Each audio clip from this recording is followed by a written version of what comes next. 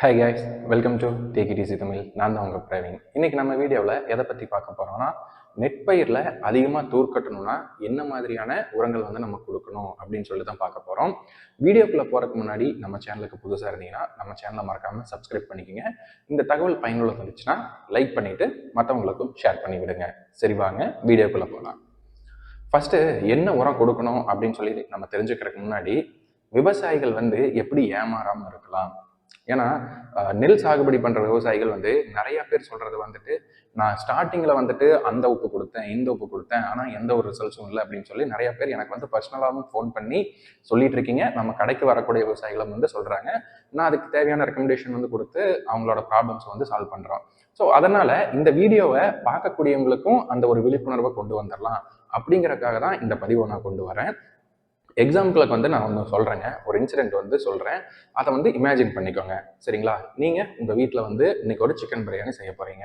அப்போ கடைக்கு போய் என்ன கேட்பீங்க? சிக்கன் பிரியாணிக்கு தேவையான பொருளை வந்துட்டு கறிக்கடையில் போய் சிக்கன் எடுத்துக்குவீங்க. மளிகை கடைக்கு போனீங்கன்னா அதுக்கு தேவையான மளிகை சாமான் என்ன வேணுமோ அதை நீங்கள் கேட்பீங்க. சரிங்களா?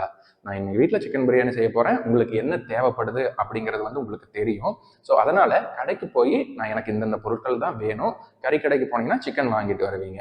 சப்போஸ் வந்து நீங்கள் வந்து கறிக்கடைக்கு போகிறீங்க, சரிங்களா? இந்த கறி வந்து இல்லைப்பா, சிக்கன் வந்து இல்லை, அதனால மட்டன் வாங்கிக்கோங்க, ரெண்டும் கறி தானே. அதாவது ஒரு கடையில் வந்து சொல்லுவாங்க பார்த்தீங்களா, அந்த உப்பு தாங்க, அதே தான் இதுவும், ரெண்டும் உப்பு தானே அப்படிங்கிற மாதிரி. சரிங்களா?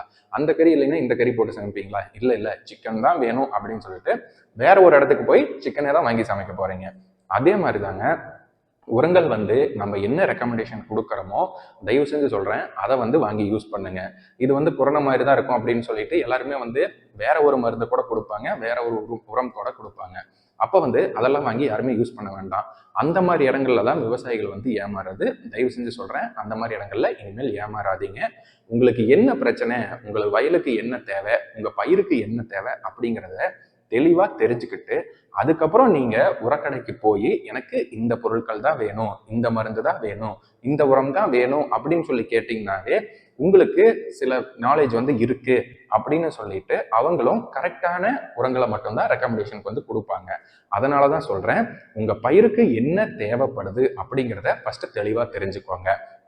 இப்ப என்ன பிரச்சனை, நம்மளுக்கு நெல் வந்து நல்லா தூர் பிடிக்கணும். ஸோ அதுக்கு என்ன தேவை அப்படிங்கிறத வந்து தெரிஞ்சுக்கலாம்.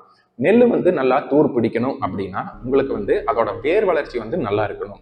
வேர் வளர்ச்சி எந்த அளவுக்கு நல்லா இருக்கோ அந்த அளவுக்கு தான் உங்களுக்கு நெற்பயிரில் தூர் வந்து பிடிக்கும். ஸோ இந்த வேர் வளர்ச்சியை ஊக்குவிக்கிறது என்ன? பாஸ்பரஸ் கண்டென்ட் தான். சரிங்களா? உங்க வயல்ல எந்த அளவுக்கு பாஸ்பரஸ் கண்டென்ட் இருக்கோ அந்த அளவுக்கு வேரோட வளர்ச்சி நல்லா இருக்கும். வேரோட வளர்ச்சி எந்த அளவுக்கு நல்லா இருக்கோ அந்த அளவுக்கு தான் நெற்பயிர்கள் வந்து தூர்களோட எண்ணிக்கை வந்து வரும். ஸோ இந்த ரெண்டுமே வந்து ரொம்ப முக்கியம். அதனால வேரோட வளர்ச்சியை தூண்டுற மாதிரி என்ன ஒரு உரங்கள் உங்களால கொடுக்க முடியும் அப்படின்னு சொல்லிட்டு வந்து ஃபர்ஸ்ட் வந்து பாருங்க. இந்த பாஸ்பரஸ் இருக்கு பாத்தீங்களா, அந்த உப்பு, அதை வந்து நீங்க மண்ணுல போடுறீங்க. போட்டுட்டீங்கன்னா அதை ஈஸியா எடுக்க முடியுமா? வேர்களால முடியாது. ஸோ நம்ம முன்ன சொன்ன மாதிரியே தான் இந்த வேம் அப்படிங்கிறது வந்து பாஸ்பரஸ் கண்டென்ட்டை செடிகள் அல்லது தாவரங்கள் என்ன மாதிரியான வடிவத்தில் எடுத்துக்கமோ அந்த மாதிரியான ஒரு பர்டிகுலர் ஒரு ஷேப்புக்கு வந்து மாற்றி அதை வந்து வேர்களுக்கு எடுத்து கொடுக்குற ஒரு வேலையை பண்ணுறது தான் இந்த வேமோட வேலை. அதே மாதிரி தான் நம்ம ப்ளூ பக்கெட் இருக்கு பார்த்தீங்களா, அதில் வந்து பார்த்தீங்கன்னா முழுக்க உங்களுக்கு பாஸ்பரஸ் கண்டென்ட் தான் 60% இருக்கும். ஸோ இந்த நெல்லில் வந்து எடுத்த உடனே உங்களுக்கு ஸ்டார்டிங் ஸ்டேஜே வந்து நீங்கள் இந்த ப்ளூ பக்கெட்டை கொடுத்துட்டு ஒரு 10 to 20 நாட்கள் கழித்து, சரி 20 நாளே வச்சுக்கோங்க, சரிங்களா? ஏன்னா 15 நாளாச்சு நீங்கள் வந்து, ஏன்னா இது வந்து கெமிக்கல், நம்ம வேம் கொடுக்குறது வந்து பயோ. ஸோ அதனால ரெண்டுக்கும் ஒரு 20 days வந்து கேப்பை விட்டுருங்க. விட்டுட்டு வேம் கொடுக்குறீங்க அப்படின்னா உங்களுக்கு நல்ல ஒரு ரிசல்ட்ஸ் வந்து கிடைக்கும். ஏன்னா நம்ம ப்ளூ பக்கெட்ல பாஸ்பரஸ் மட்டும் இல்லாம நிறைய ஊட்டச்சத்துக்களும் நுண்ணூட்டச்சத்துக்களும் நிறைஞ்சிருக்காங்காட்டி உங்களுக்கு இந்த வேம் வந்து அதை எல்லாமே பயிருக்கு ஏற்ற மாதிரி வேருக்கு ஏற்ற மாதிரி உங்களுக்கு மொபிலைஸ் பண்ணி கொடுக்கும். ஸோ அந்த மொபிலைஸ் பண்ணி கொடுக்கறதுனால நெற்பயிர் வந்து நல்ல ஒரு வேர் வளர்ச்சியை பிடிச்சிக்கும். வேர் வளர்ச்சி இருக்கங்காட்டி உங்களுக்கு தூர்களும் அதிக எண்ணிக்கையில வரும். சரிங்களா? அதனால இனிமேல் நீங்க யாரும் ஏமாறவே வேண்டாங்க. பாஸ்பரஸ் கண்டென்ட் எந்த அளவுக்கு இருக்கோ அந்த அளவுக்கு தான் உங்களுக்கு தூர்களோட எண்ணிக்கை வந்து வரும். அதே மாதிரி தான் ஸ்டார்டிங்ல வந்துட்டு எல்லாருமே சொல்லுவாங்க யூரியா போடுங்க அப்படின்னு சொல்லிட்டு. யூரியா போட்டீங்கன்னா உங்களுக்கு பூச்சி தொந்தரவு அதிகமாக வரும். அதுக்கு என்ன பண்ணலாம் அப்படின்னா, மீன் அமிலம் இருக்கு பாத்தீங்களா, அதை வந்து யூஸ் பண்ணுங்க. தயவு செஞ்சு சொல்றேன், நீங்க என்ன பயிர் சாகுபடி பண்ணாலும் சரி, முடிஞ்ச அளவுக்கு யூரியா வந்து அவாய்ட் பண்ணுங்க. ஏன்னா யூரியா வந்து அவாய்ட் பண்ணிட்டீங்கன்னாவே உங்களுக்கு மண்ணோட சக்தி வந்து கெடாம இருக்கும், மண் வந்துட்டு நல்ல முறையில் இருக்கும். யூரியா யூஸ் பண்றதுனால பயிருக்கும் பாதிப்பு, அதை சாப்பிட்ற நமக்கும் பாதிப்பு தான், சரிங்களா?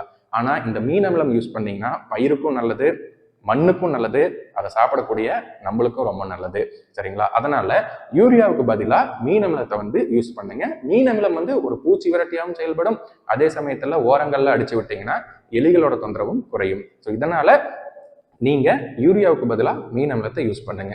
இந்த வீடியோல வந்து எப்படி தூர்களோட எண்ணிக்கையை அதிகரிக்கணும் அப்படிங்கிற ஒரு டெக்னிக் வந்து உங்களுக்கு சொல்லி கொடுத்துருக்கேன். அதுக்கு நீங்க கடைக்கு போய் என்ன பண்றீங்கன்னா, பாஸ்பரஸ் கண்டென்ட் இருக்கிற மாதிரியான உப்பு வாங்கிக்கோங்க.